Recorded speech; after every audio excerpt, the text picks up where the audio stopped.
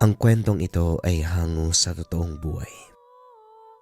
Mula ito sa isa nating kabayan na itago na lang natin sa pangalang Fidel. Taong 1985. Naga.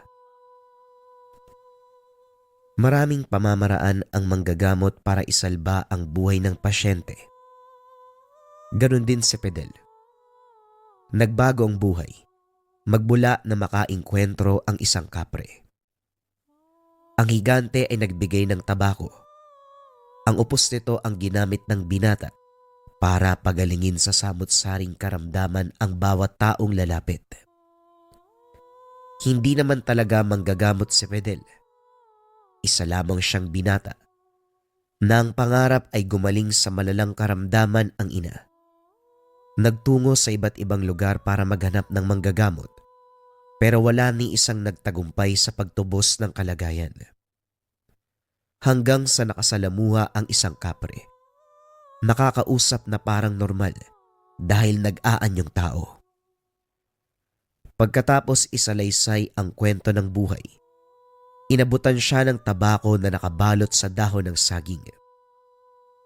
Tinanggap ito ni Fidel, lalo na nung sinabi na nakapagpapagaling ng sakit. Huli na ng mapagtantong kapre ang kausap. Paglingon nagbago ang anyo, naging dambuhala. Gayunpaman hindi takot ang naramdaman kung hindi kagaanan, kaya taos puso ang pagtanggap sa bigay na tulog. Nang mapagaling nito ang ina, tuwang-tuwa. Dito nagsimula ang buhay bilang manggagamot, nang ikalat ng ina na marunong siyang magpagaling. Magmula ng araw na yon, hindi na naubusan ng pasyente. Ngayong araw, kamot-ulong sinalubong ni Fidel ang umaga. Pagtingin niya sa bakuran, may iilang nag-aantay. Kausap ng pasyente ang ina. Walang haba sa pagmamalaki sa kanya. Dali-dali itong tinawag para kausapin. Nanay naman, awat na nga ho. Ang aga-aga pa kung ano-ano sinasabi niyo eh. Nakakahiya na po. Wika ni Fidel. Nahihiya ka sa ginagawa ko. Dapat nga matuwa ka dahil kinakalat ko ang kausayan mo. Hindi naman may pagkakaila dahil merong pruweba. Kahit sino pa ang tumingin, sasabihin na mahusay ka talaga. Wika ni Aling Nene. Nakangiti habang pinagmamalaki ang anak. Nanay, kasi parang pinipilit niyo ang mga tao na maniwala. Nagsasalita nga kayo, nakikinig sila. Pero malay natin baka kung anong isipin. Hindi lahat ng tao pare-pareho. Baka iba ang pagkaintindi nila. Magbalak pa ng kung ano. Puro ka talaga negatibo. Mabuti pa maligo ka na. Mag-agahan.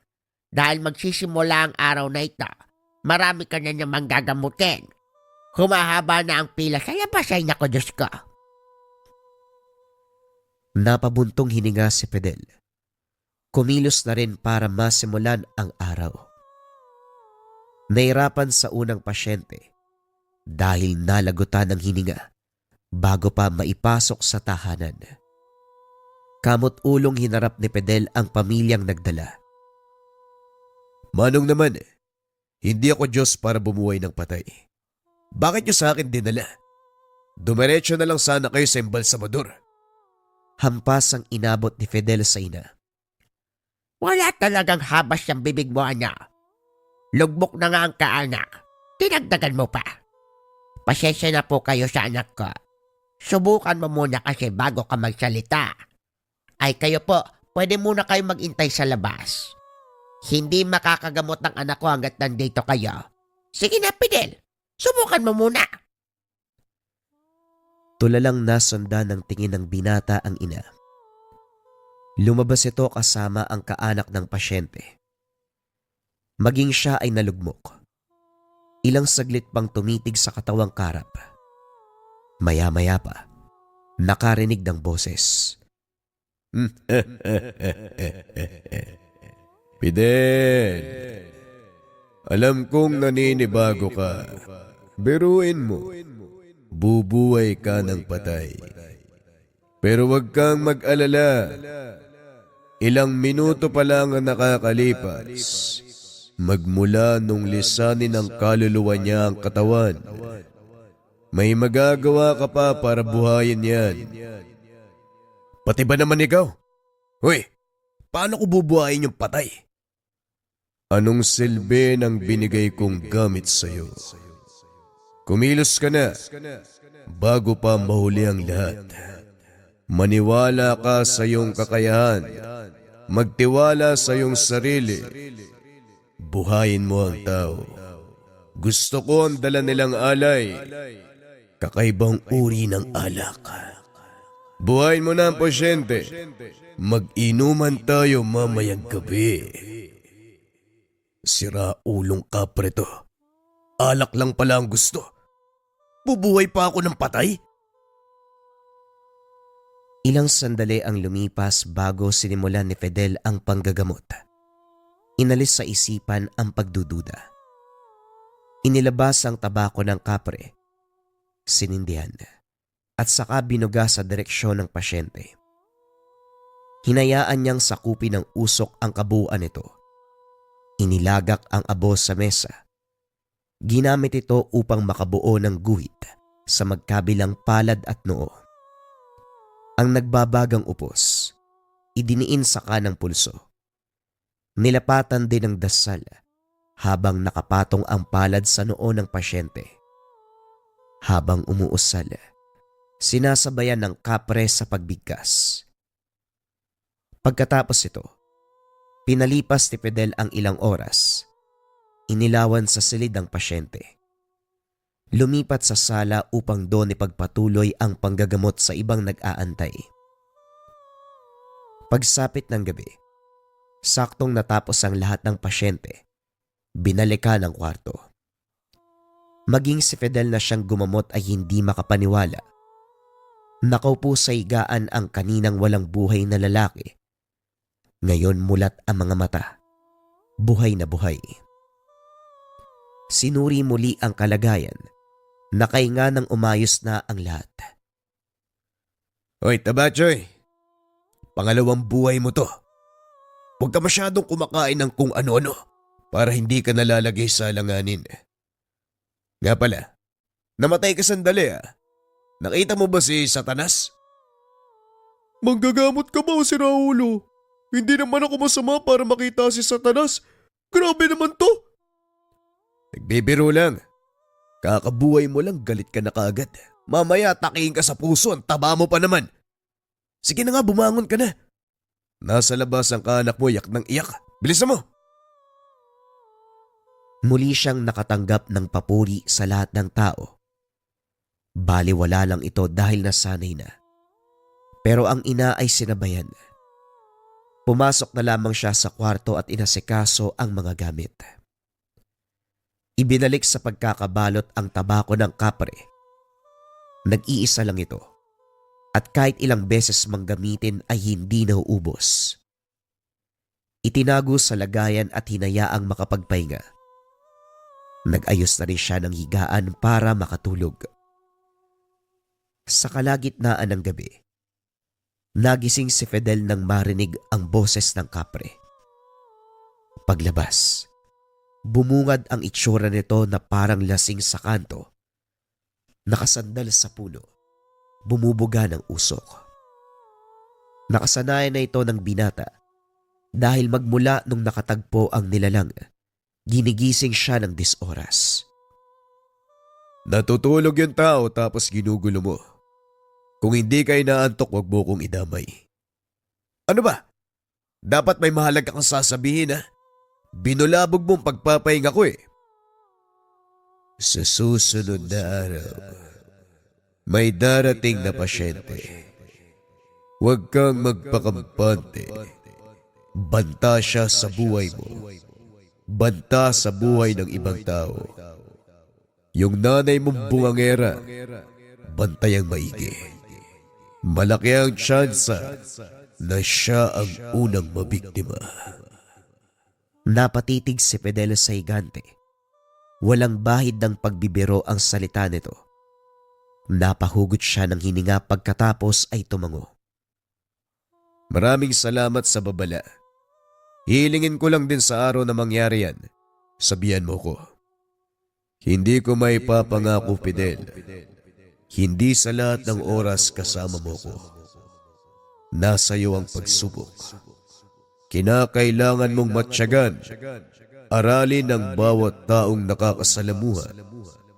Hindi lahat ng magaan ng pakikitungo ay mabuti. Marami dyan ay nagpapanggap lang. Muling napabuntong hininga si Fidel. Kapag ganito ang usapan, mangyayari at mangyayari. Kilala niya ang kapre. Ilang beses na rin siyang binigyan ng babala nito noon pa man. Dumaan ang mga araw na pasubsob sa panggagamot si Fidel. Katuwang si Aling Nene sa pag-aasikaso at pagtanggap ng mga pasyente. Dumarami ang lumapit dahil kasagsagan ng ubot-sipon. Diretso sa malalang sitwasyon kaya nagpasuri na sa kanya. Wala siyang tinanggihan. Lahat ng taong magpapatingin ay inatupag.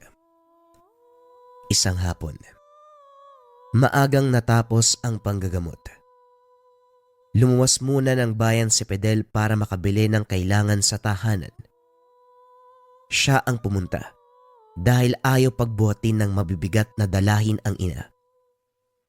Naiwan ito sa bahay para magbantay at maghanda ng hapunan. Sa kalagitnaan ng pagluluto, isang bata ang kumatok. May dala itong bayong na may lamang damit. Punit ang suot. Gusgusin ang pasit. Tinanong pero panay lang sa pagyuko. Sa awa, pinapasok at saka binihisa ng maayos. Pinakain na rin ng maluto ang hapunan. Tineng, saan ka ba nang galing? Pinabayaan ka ba ng mga magulang ma? Dahan-dahan sa pagkain baka mabulunan ka. Walang makikihati, walang aagaw. Hinahinay. Napakamot na lang sa ulo si Aling Nene habang pinapanood ang bata. Walang tigil sa pagsubo kahit puno na ang bibig. Isa rin sa napansin, parang hindi na masyadong ngumunguya pa, diretso sa paglunok. Kinulang ang isang pitsil ng tubig, isahan ang lagok. Mamaging langit. Ginutom yata ng isang dekada ang batag ka. Wika ng matanda habang napatanda ng krus. Pinagsandok ng maubos ang nakahain sapag. Kinulang pa rin, kaya hinain na ang lahat. Tulalang nakatitig sa bandehado at plato na walang kalaman-laman. Meng, kung sasali ka sa paligsahan ng pagkain, ay siguradong mananalo ka kaagad. Ang dami ng kinain mo. Lumobo ang tiyan mo. Doon ka sa sala maupo at antay si Kuya Fidel.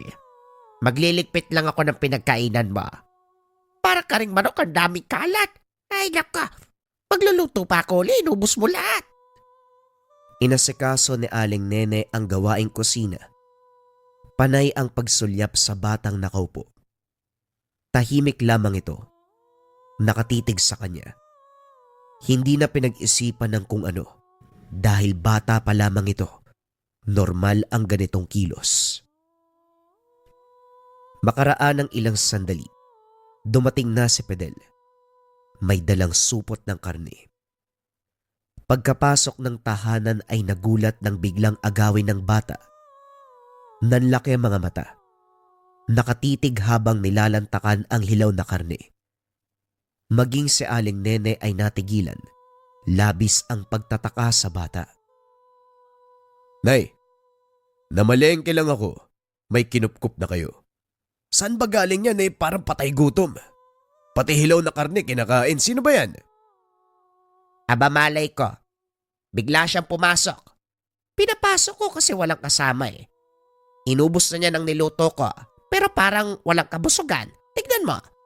Kinain pa yung dala mong karne. Oy Neng, ano bang pangalan mo? Saan ka ba galing? Bakit parang ginutom ka ng ilang taon? Napabuntong hininga lamang si Fidel. Hindi siya pinansin. Tuloy sa pagkain ng hilaw na karne. Kukuhain sana kaso ayaw ibigay. Naganda na lamang siya ng pampatunaw na gamot. Pinainom dito pagkatapos. Tahimik ang bata. Matalim ang titig lalo na kay Aling Nene.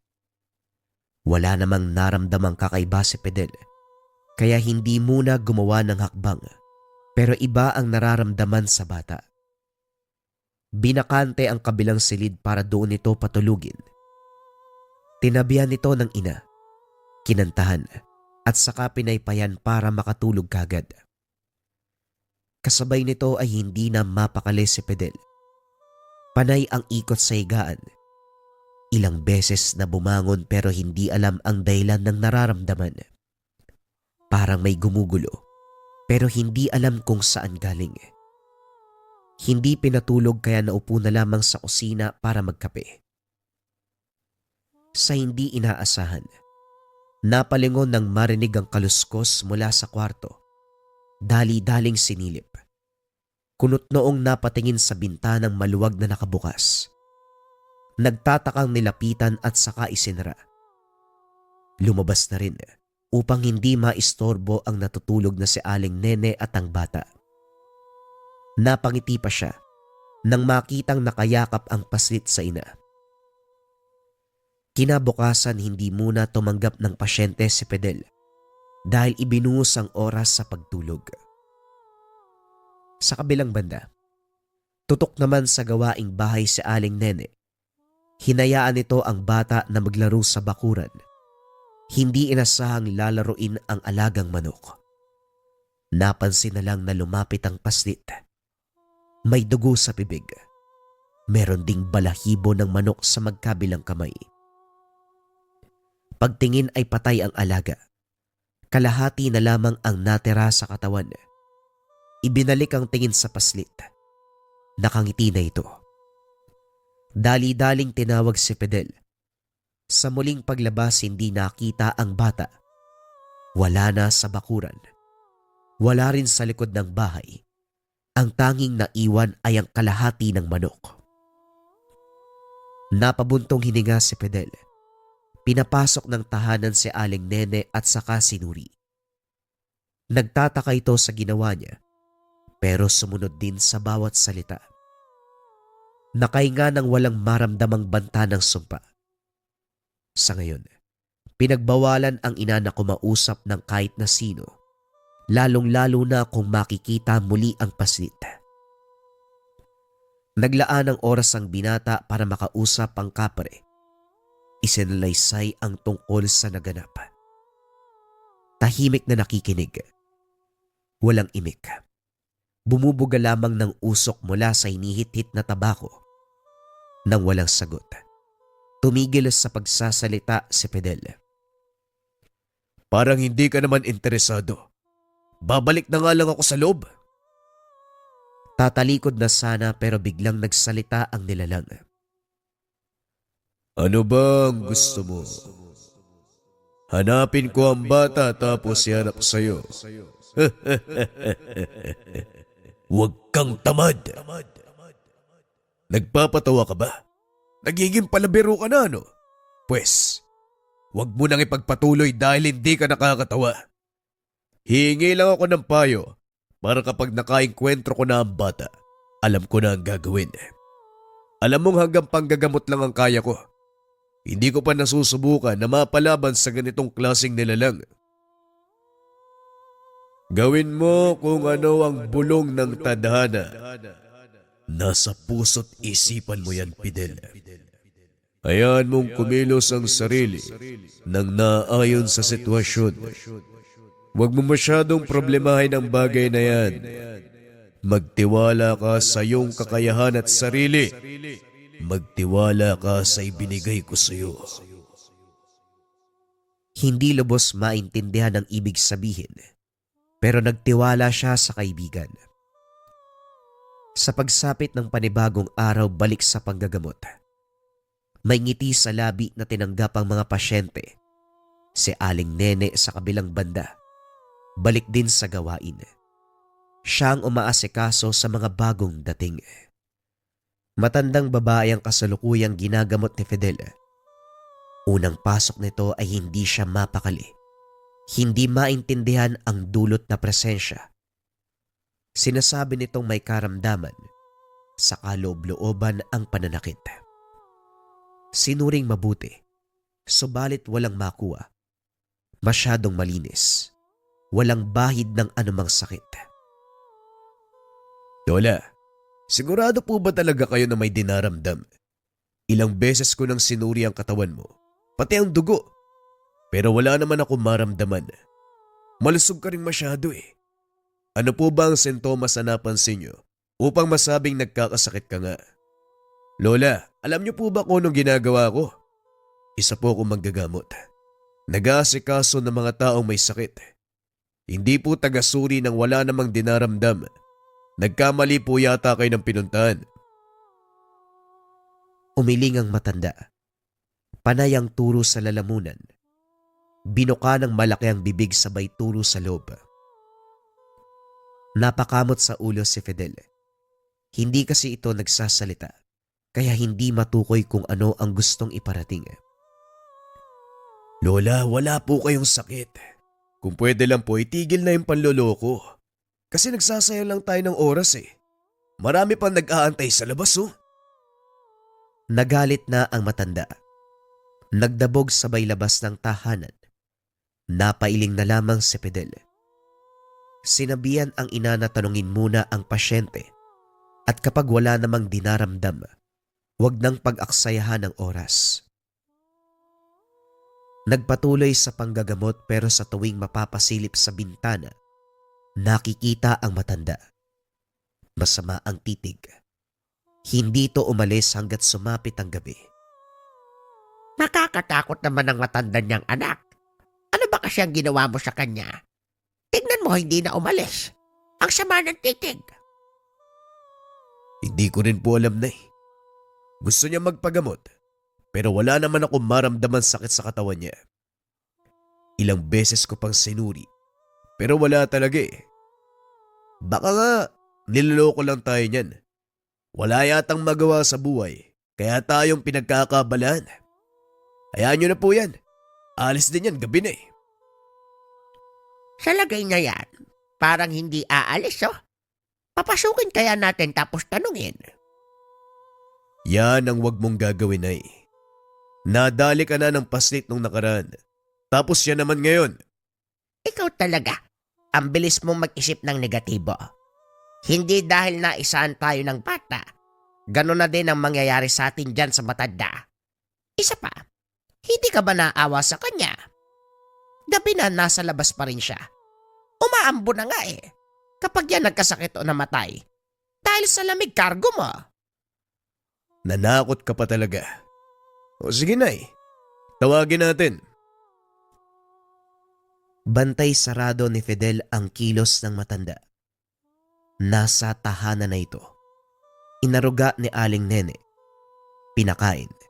Pinainom. Binihisan na rin. Mabilis itong natapos. Kinausap kagad. Lola, maaari po bang magtanong kung ano ang sadya niyo? Kanina pa kayo tingin ng tingin sa bahay namin eh. May nagawa bang mali ang anak ko? Hindi sumagot ang matanda. Bumubuka lang ang bibig. Panay ang pagturo sa lalamunan. Lumilikha lamang ng halinghing. Hindi makapagsalita. Palagi lang itong sumisenyas pero mahirap intindihin. Napabuntong hininga na lamang si Fidel. Hindi rin pwedeng itaboy ang matanda dahil bukod sa gabi na. Hindi alam kung meron pa itong uuwian. Kaya naman hinayaan niyang manatili sa tahanan. Bantay sarado pa rin ang binata kahit tulog na. Nang makatsyempo, lumabas sandali para kausapin ang gabay. Nagpapahinga ako, pero binubulabog mo. Ano ang importante mong sasabihin? Huwag ka na magmaang-maangan dyan. Alam kong alam mo na may matanda sa loob. Nung nakaraan bata ang bumisita, kamunti kang mabiktima si nanay. Ngayon ba? Ano sa palagay mo? Anong meron sa matandang yun? Mapagkakatiwalaan ba? At saka, pwede bang ikaw magsabi ko noong kondisyon niya? Hindi namin maintindihan. Hindi makausap ng maayos. Gamitan mo nga ng kakayahan mo. Alamin mo. Hoy, Ulupong. Huwag mo kong inuutusan. Nanggugulo ka sa kalagitnaan ng gabi tapos mag-uutos ka pa. Problema mo yan. May mga pagkakataon na dapat ikaw lang ang lumutas ng mga bagay na ibinibigay sa iyo ng tadhana. Huwag mo nga akong pinagsasalita ng ganyan. Kailangan ko ng tulong mo. Anong gagawin ko? O sige na nga. Nakakaawa ka. May nangyari sa Ali. May kinalaman sa bata na naunang nagparamdam sa inyo. May nakain siya. Kailangan mong kunin bago pa mag-ugat sa kaloob-looban niya at maging ganap na nilalang. Alam mo ang ibig kong sabihin. Kailangan mong madaliin bago pa magkaroon ng halimaw sa tahanan ninyo. Pinatuloy mo pa naman. Ay, nako. O sige na. Matutulog na ako. Huwag mo kong guguluhin. Magtatanong pa sana ang binata, kaso naglaho na ang nilalang. Dali-dali na lamang bumalik sa tahanan at nag-antay na mag-umaga. Unang ginawa ay kinausap ang matanda. Naintindihan ang gusto niyang mangyari. Sinuri muli. Sa tulong ng gabay na kapre, napagtanto kung ano ang ibig sabihin ng pagtuturo sa lalamunan. Tama ang nilalang. May nakain na bagay. Determinado ang matanda na makuha sa kalooban ng bagay na yon. Nanatili siya sa poder ni Fidel. Nagintay kung kailan babalingan ng pansin. Sa pagkakataong ito, inaral pa ng binata kung paano ang tamang proseso ng pagtanggal ng sumpa. Hanggang panggagamot lang ito. Ito pa lang ang kauna-unahang beses na merong ganitong kaso. Tumagal ng ilang linggo bago natutunan. Sulit naman. Dahil pagkatapos ang ilang beses na pagsubok, nailuwa ang sumpa. Nakahinga si Fidel. Gayon din ang matanda. Tuwang-tuwa dahil ligtas na. Kampante ang binata na wala ng banta sa paligid. Nagpatuloy kasi ang ganap ng ordinaryong buhay. Puro panggagamot ang inaatupag. Sa kabilang banda, nagmamatsyag lamang ang paslit. Minsan nakikihalubilo sa mga pasyente. Minsan lumalapit sa bakuran. Pero kaagad ding umaalis bago mapansin. Nagtataka si Fidel dahil ilang pasyente na ang nagtatanong kung meron ba siyang anak dahil may bata sa tahanan nila. Kunot noong sasagot dahil hindi naman siya nakapag-asawa, ni nobya ay wala rin. Inisip na lamang na baka napagtripan lang ng mga ito ang pagtatanong. Pero nang si Aling Nene ang nagsabi, dito na kinabahan. Parang nakita ko uli yung bata. Yung halimaw na nanlin lang sa atin. Hindi lang ako sigurado ha. Parang siya yun eh. Ang hirap din kasing malaman dahil siksika ng mga tao. Tapos nakatalikod pa ang bata. Pero kahubog niya talaga. Kailan mo siya nakita, Nay? At saka, anong ginawa ng bata? May napansin ba kayo? Nakatalikod lang siya. Naglalakad palayo tapos biglang nawala. Ang sabi ng ilan sa pasyente, may batang umaaligid dito. Nakausap pa nga raw nila eh.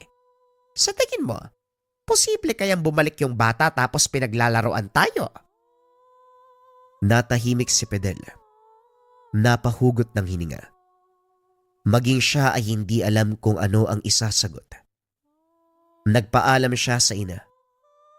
Lumabas para sana kausapin ng kapre, kaso hindi ito lumitaw.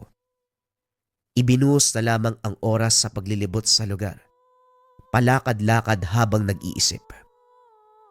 Hindi siya makapaniwala na may nakapasok sa tahanan. Wala siyang naramdamang bigat o banta ng presensya ng paslit.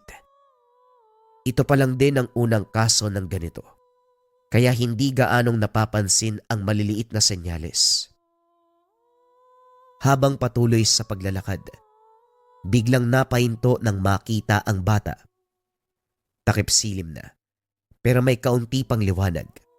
Kitang-kita ang pagmumukha nito na galit na galit. Naging malinaw kay Fidel ang katauhan nito nang unti-unting nagbago ang anyo. Humaba ang mga kuko. Naging pula ang mga mata. Itim ang katawan. Hubot-hubad. Tumambad ang tunay na anyo bilang aswang. Ngayon lang din nanuot ang samyo. Hindi maiwasang mapatakip ng ilong. Siguro mataas na orasyon ang ginamit mo para hindi ka mapansin kagad. Hanga ako sa'yo ha. Bata ka pa pero ang dami mo nang alam. Siguraduhin mo lang na kapag susugod ka, kaya mong tapatan ang gagamitin ko sa'yo. Kalmadong inilabas si Fidel ang tabako, sinindihan at saka hinithit. Sa sandaling umatake ang aswang, ibinuga sa direksyon nito ang usok. Nakita ng binata kung paanong napaiwas ang nilalang. Napangiwi matapos matamaan sa balat. Usok lang, pero nagtamo ng paso sa balikat. Muli itong sumugod. Ganon pa rin ang ginawa ni Fidel. Sa pagkakataong ito lalong nagalit dahil napuruhan sa binti. Sinalubong ito ng tingin habang umaangil. Mabuti pang bumalik ka sa anyong tao para magkaintindihan tayo. Hindi ko inaral ang pag-angil kaya wala ko nauunawaan. Muling sumugod ang aswang. Pasimpleng inalaga ni Fidel. Hinayaan itong umatake hanggang sa nagkusa sa pagtigil. Hingal na tumabi. Matyagang nag-antay ang binata kung kailan ito muling susugod.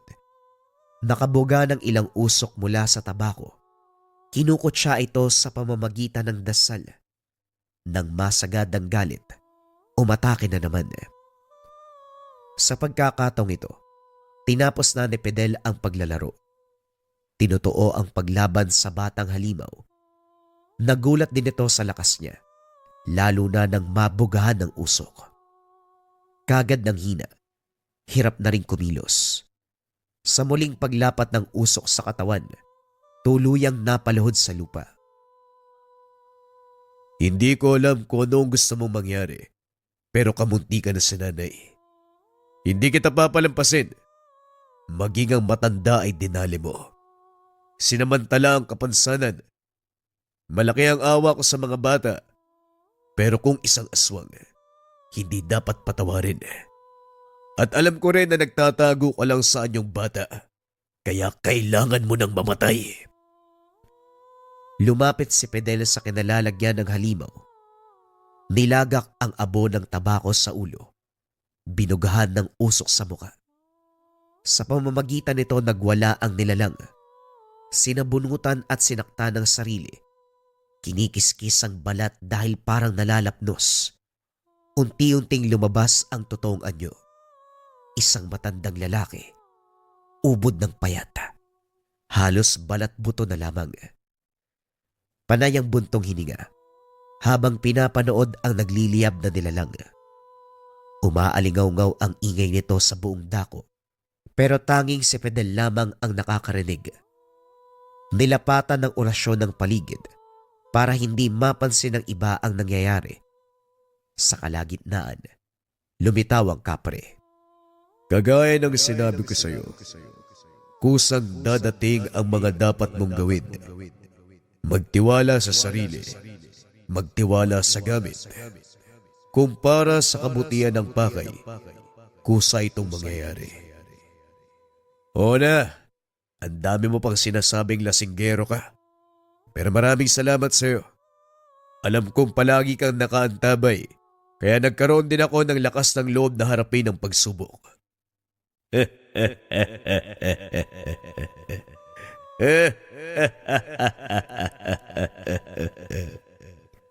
Unti-unting naglaho ang kapre hanggang sa naging abo na ang katawan ng aswang.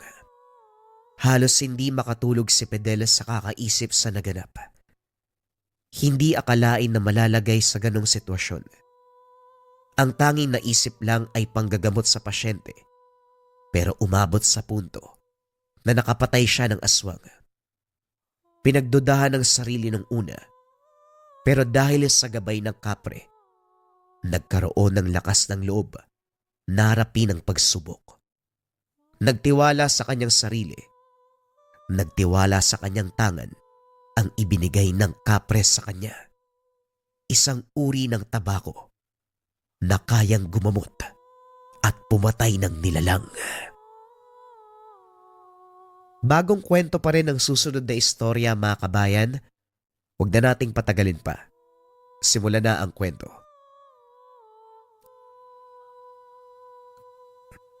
Ang kwentong ito ay hango sa totoong buhay. Mula ito sa isa nating kabayan na itago na lang natin sa pangalang Andeng.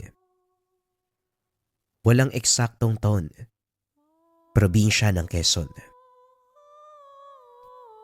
Bata pa lang si Andeng. Naniniwala na ito sa kasabihan. Kung ayaw mong gawin sa'yo, huwag mong gagawin sa kapwa mo.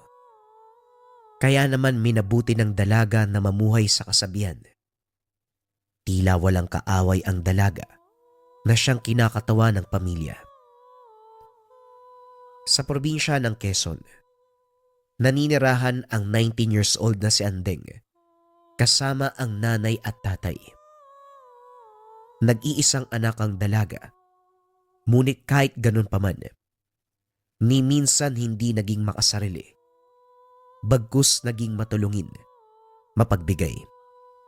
Kaya naman labis ang lungkot ng kaklase at guro nang malamang luluwas ang dalaga upang magkolehiyo.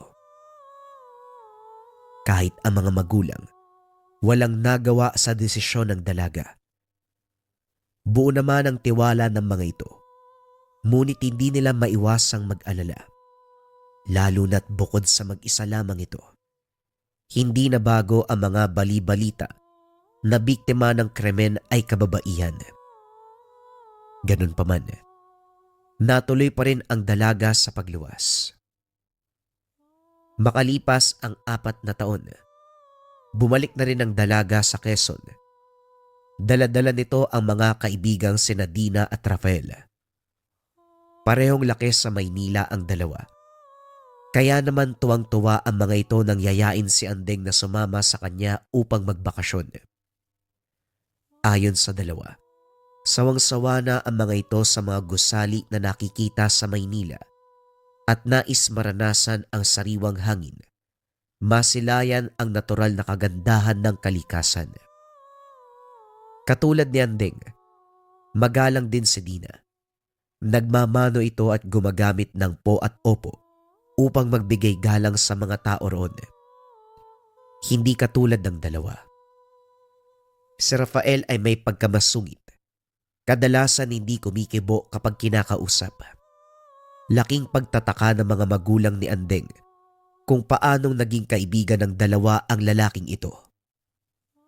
Ayon kay Dina, hindi naman talaga masungit si Rafael. Kakaiba man, pero ito ang pag-uugali ng binata kapag nahihiya. Abay, kailangan niyong kausapin ang lalaking yan. Hindi pwede yan dito. Baka sa susunod mapaaway. Kahit sabihin niyong nahihiya lamang yan, paano naman yung mga hindi nakakakilala sa inyo? Wika ng tatay ni Andeng. Naunawaan naman ng dalawa ang pinanggagalingan ng tatay. Kinausap nila Andeng at Dina ang binata na kung maaari, bawas-bawasan nito ang pagsusungit. Dahil tulad nga ng sinabi ng ama, maaaring hindi maunawaan ng iba ang ganitong pag-uugali.